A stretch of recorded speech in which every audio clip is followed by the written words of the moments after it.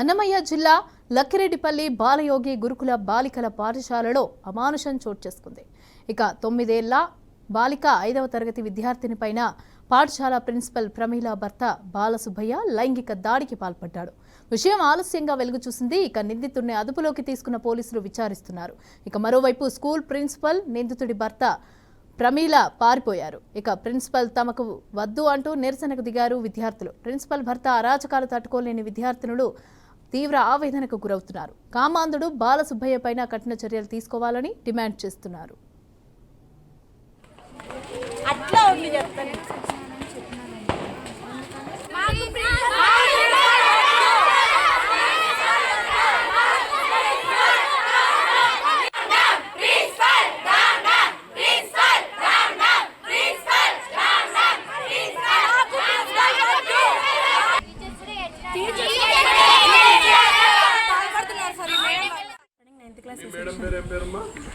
School name is ఎల్లార్పల్లి వెలుగు school. ఇక్కడ మాకు చాలా ఇబ్బందిగా ఉంది సార్. ప్రిన్సిపల్ మేడం పరిమళ మేడం ఒక మేడం ఉంది సార్. ఆ మేడం మాకు అన్ని జాగ్రత్తలు ముందు నుంచి చెప్తాను సార్. మేము మంచామని అనుకున్నాం సార్. కానీ ముందుగా చూస్తుంటే వాళ్ళ హస్బెండ్ అన్న ఒక సార్ వచ్చినారు సార్. ఆ సార్ ఎప్పటి నుంచి వచ్చినా అప్పటి నుంచి మాకు ఇబ్బందులు మొదలవుతున్నాయి సార్. మేము స్నానం చేసుకోవడానికి ఇబ్బంది ఉంది. మేము ఎక్కడికైనా అక్కడికి నుంచి వెళ్ళినప్పుడే కింద నుంచి 10 దాకా చూసారు సార్. ఆ పిల్ల సార్ కానీ ఆ పిల్ల 5th క్లాస్ ఆ బండ మీద కూర్చుంటే పిలిపించి బిస్కెట్ లడ్డు కారాలు ఇచ్చి తినిపించి ఎక్కడంటే అక్కడ టచ్ చేసినారు సార్. బ్యాడ్ టచ్ అంతా చేసినారు సార్. ఆ అమ్మాయి ఎంతగా ఏడుస్తుందంటే మా దగ్గరికి అంతగా ఏడుస్తుంది సార్. మేమేం చేయలేకపోతున్నాం సార్. ఆ అమ్మాయిని ఇచ్చి ఇట్లా ప్రైవేట్ ప్లేస్లో టచ్ చేసి ఇక్కడ టచ్ చేసి ఆ పిల్ల ఎలా పారిపోయి మా దగ్గరికి వచ్చింది సార్. మార్నింగ్ అంతా ఈవినింగ్ సెక్షన్లో అంట సార్.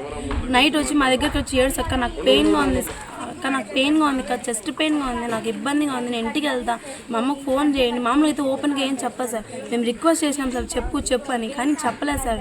మళ్ళీ ఉండగా గంగా మేడం మ్యాథ్స్ మేడం దగ్గరికి తీసుకువెళ్ళింటే అవును సార్.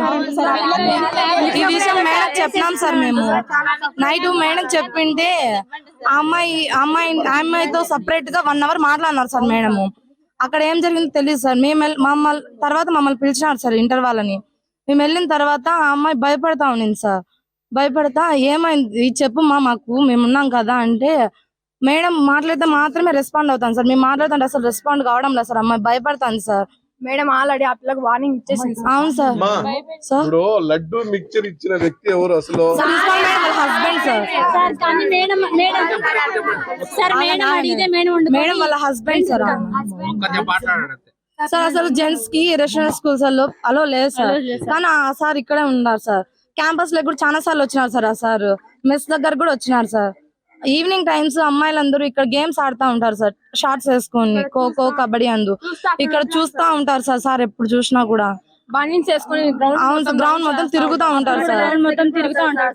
సార్ రక్షాబంధన్ కి బ్రదర్స్ కి అలో లేదన్నారు సార్. అలాంటిది జెంట్స్ ఎలా వస్తారు సార్ లోపలికి? ఆ సార్ మాత్రమే ఇక్కడ క్యాంపస్ లో తిరుగుతూ ఉంటారు సార్. అవును సార్. ఈ విషయం మేడం చెప్పినాం సార్.